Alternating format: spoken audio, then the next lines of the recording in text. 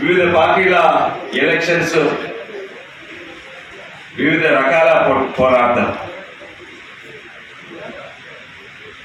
కొన్ని పార్టీలు పైసలు పారబోసి లేకుంటే భయపెట్టించి ఓట్లు తెచ్చుకుంటారు.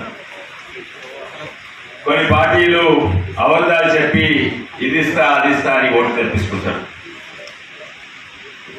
కానీ మొన్న ఎంపీ ఎలక్షన్ అయినా, అంతకుముందు ఎమ్మెల్యే ఎలక్షన్స్ అయినా,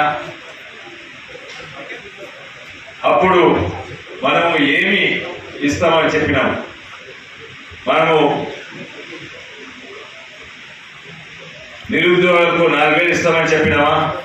తులం బంగారం ఇస్తామని చెప్పినావా? భూమి లేని వాళ్ళకి భూమి ఇస్తామని చెప్పినావా? దళితులకు 10 లక్షలు ఇస్తామని చెప్పినావా? లేదు. అయితే అటువంటిప్పుడు ఎట్లా గెలుస్తాం? ప్రజలకు అర్థమైంది ఏంటంటే బీజేపీ మాటలు తక్కువ, పని ఎక్కువ చేస్తారని.